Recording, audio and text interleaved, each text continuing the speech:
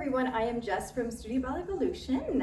Welcome to our tutorial on unleashing your inner swan.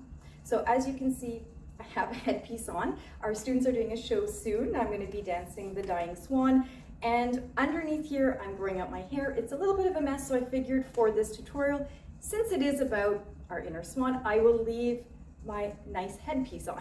So we're going to go through what makes a beautiful swan. How can we all have those gorgeous professional looking arms with the beautiful graceful qualities? So we're going to go over that today. For those who don't know, I am a graduate of the Vaganova Academy in Russia. I was there from 96 to 98, and what I love about the Vaganova method is the beautiful quality of the arms, the expression, the coordination. We can all have that. So I'm going to help you today to unleash your beautiful, beautiful, graceful inner swan. So let's go ahead. You don't have to wear a tutu, but if you have one at home and you feel like wearing it, put it on. Why not? So the first thing we're going to be focusing on is our breath and our spine. So every time you're in class, make sure that you do these things, and you will see a huge improvement also in your energy because you'll be getting more oxygen, and you'll be enjoying it more because you'll be dancing more, and also you're going to see the gorgeous graceful arms and quality of your core you're going to have. So let's go ahead. To be able to go up with our breath, we first have to go down. So the most important thing is to feel the floor. We want to melt into the floor, and I want to feel the soles of my foot right at the middle of the sole of my foot. I'm always talking about that with my students. Has to be melting into the floor. So you can start in any position. You can be in parallel, you can be in any position you want. I'll just take a fifth here.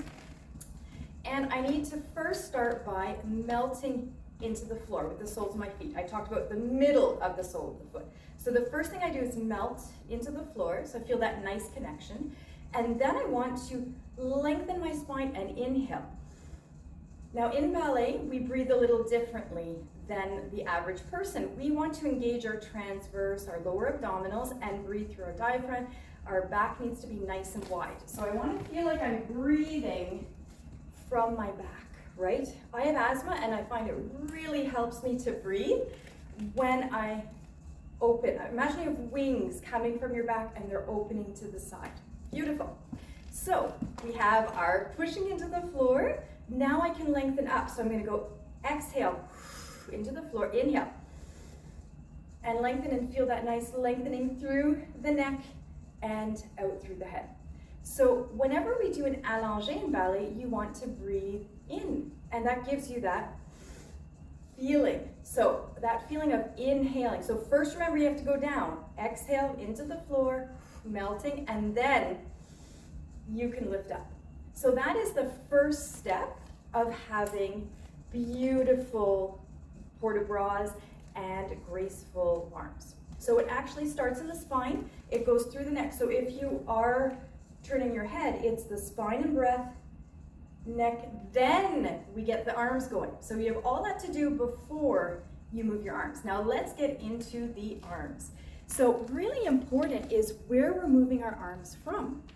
A lot of people have a tendency to move from the top of the hand. We want to move, just like we're moving from the sole of the foot, I want to move from my palm. So this is a great exercise. I did this with one of my students yesterday. That's partly why I'm doing this video, because it seemed to really help, and I want to help as many people as possible be their beautiful ballet dancer selves. So we want to feel the middle of your palm, right? And imagine that you're touching an invisible wall. So I'm doing really bad mime here. I don't know how to mime, but just imagine that there is a wall here, okay? I'm not pushing from here. The contact is with my palm, okay? So I'm touching my palm, and then I'm retracting my palms. Touching with my palms and retracting. So I'm moving from here,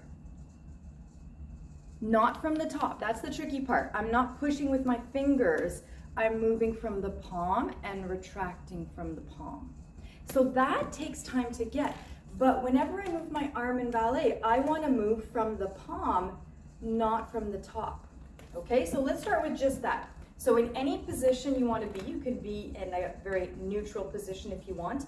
Try to lift, remember that sole of the feet, lengthening through the spine. Inhale, and try to move your arms from your palms rather than from your fingers. So the difference is when we move from the fingers, we often get this kind of weird wristy thing, right? If you're moving from your palm, your wrist is just going to follow very naturally.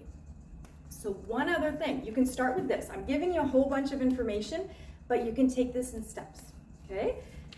Last part with the hand. You want to feel your middle finger and your thumb have a connection. Everyone, I call it like your own signature, right? Everybody has a different way of using their hands, of signing their name. So don't try to look like anyone else. Find your authentic hand position for ballet.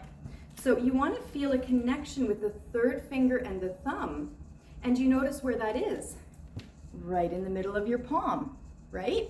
So that is where the energy is coming from when you're doing your swan arms, or even if I'm going to first or up to third. I might be at a frame, right? I'm opening from the palm, the third finger, allongé, and lower. So whether you're being a swan or in ballet class, practice that feeling of moving from the palm, lengthening through the floor, the spine, and now we're going to add one more element, the elbows. The elbows are so important for our expression. So I have the palm initiating the movement, right? Just think of it like with your feet. When you lift your leg up, if I lift from my toes, my hip goes down, right? If I lift from my shoulder, my hand goes down. So we always want to lift from the extremities when we're dancing to make sure that our articulations are free and we can move correctly. So from here, we're going to do elbows. So I have my palms. My elbows are helping my arms come up. So if I want to do like swan arms, right? It's elbows and palms. And then we add the spine, right? I should have done more spine. Spine, elbows, palms. So that beautiful feeling of elbows and palms, elbows and palms. And it's also perfectly normal if you find one arm, harder to do than the other. Perfectly normal. We all have one side that we feel more comfortable with. Just do your best. So I hope this helped you. I hope you will practice your inner swans. I love the Dying Swan because it's so expressive. If you're interested, I'm going to be putting a little clip at the end of this video, part of it that I've been rehearsing for a student's show, and you'll be able to see the qualities of the swan and create your own interpretation of the Dying Swan. I would love to see that. Thank you so much, and I hope you found this helpful.